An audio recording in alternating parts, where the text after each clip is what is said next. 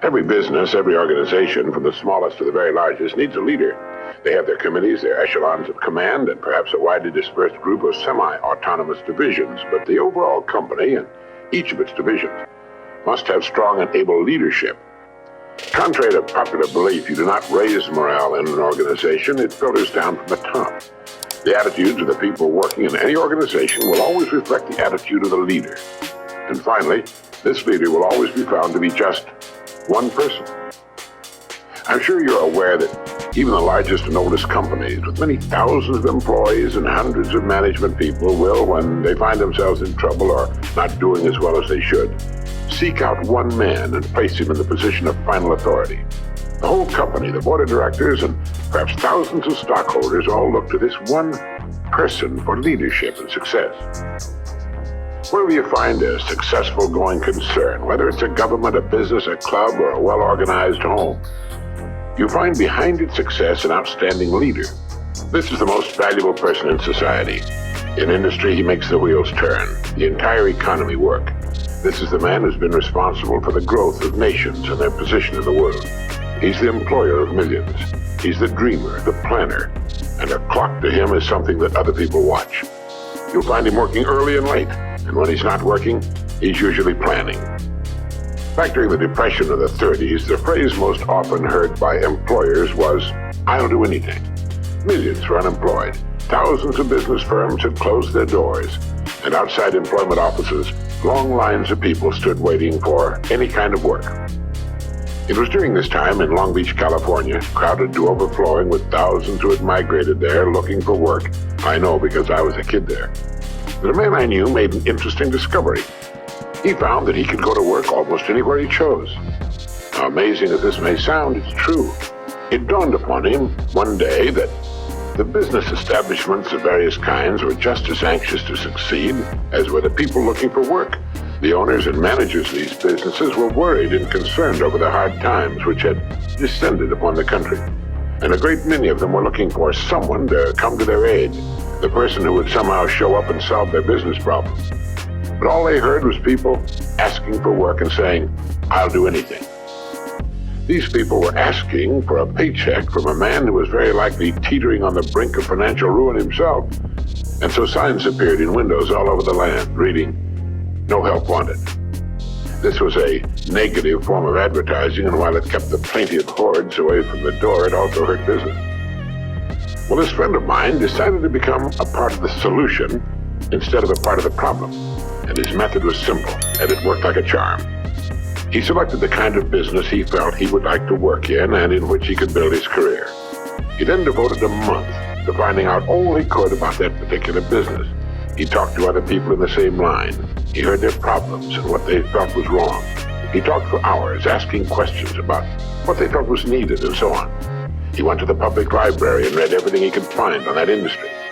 And then he began to think of ways and means by which this business might be improved. When he was ready, and finally made his call on the company for which he decided to work, instead of asking for a job, he said something like this: "I believe I know of several ways in which your business can be greatly increased, and I'd like to talk to you about them."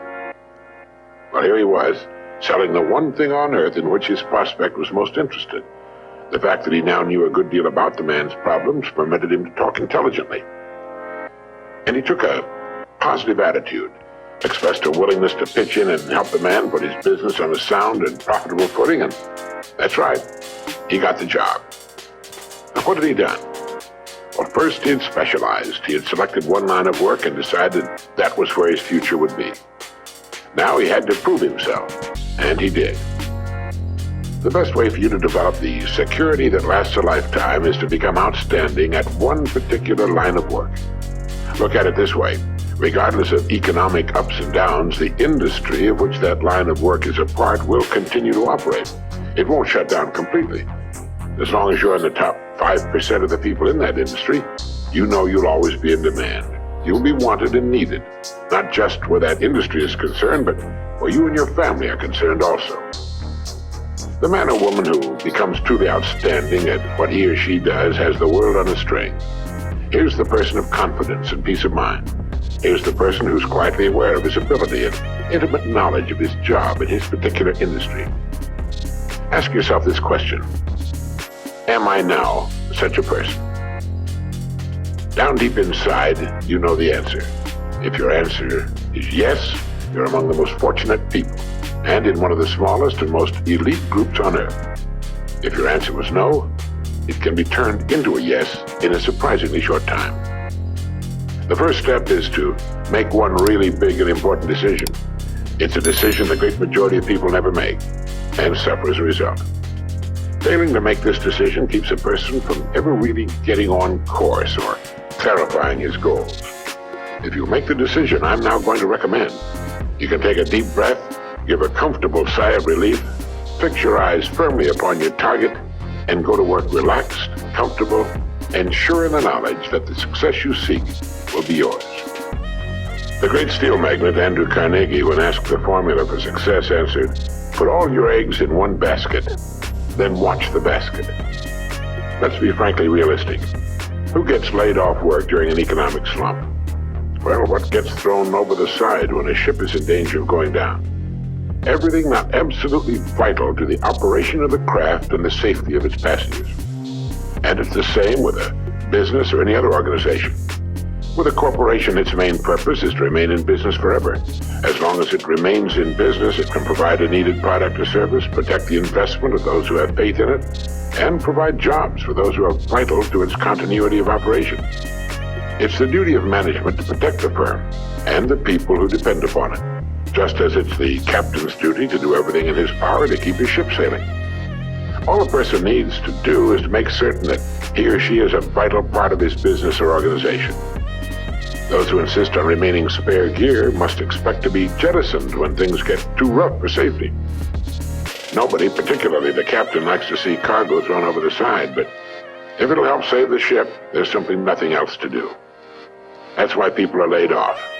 It has nothing to do with management and labor relations or personalities, and in the long run, it's best for everyone, since once smooth sailing has again been reached, additional employment can be made available. So each of us must decide whether we want to be part of the cargo or a member of the crew.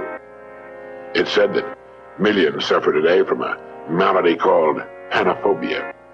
Panophobia means fear of everything. It's an uneasy feeling, a feeling of insecurity that generally manifests itself as a sort of lump of fear that settles right behind the belt buckle, especially on Sunday evening and on Monday morning.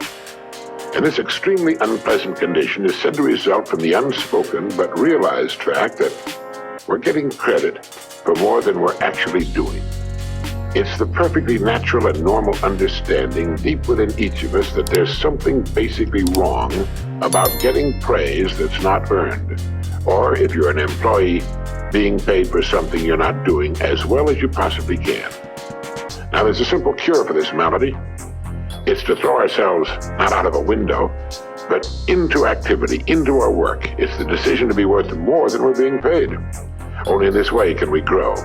It's overbalancing the scales in the service we give, knowing that our rewards must follow as a natural result. Now, anyone who will be honest with himself realizes that he's been happiest and most satisfied after having successfully completed a difficult job. You know, a leader is a person who can help others. A leader is any person who realizes the importance of becoming a bigger and better person with the passing of every day, week, and month. A leader takes the responsibility of his own growth. He's a planner, a thinker, a doer. Now, each of us can become such a leader in his own area of activity. It's not difficult, and in the long run, it's easier for us and on us than what at first may appear to be the easier of two courses. Simply fix your eye upon your goal, visualize it with every ounce of your being, and courageously set out toward it. Become a kind of sponge for information which will help you on your way. You don't have to waste years making the mistakes others have made before. You'll be surprised at how quickly you'll reach your goal. But don't be impatient. Know and have faith that what should come to you will come to you in the right time. Everything in the world works on the side of the person who works with nature's laws. And above all, if you should forget everything else, remember that everything about you, everything you will ever have, know, or experience in any way, operates as a result of a law that is true and unchanging, the law of the stars and of the balance of the world. As Emerson wrote, Let him learn a prudence of a higher strain.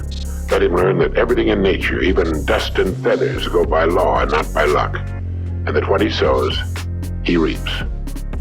Look about you now. Take stock of your present situation, because it's nothing more nor less than the result of your past sowing. Are you happy with it? Is it what you want?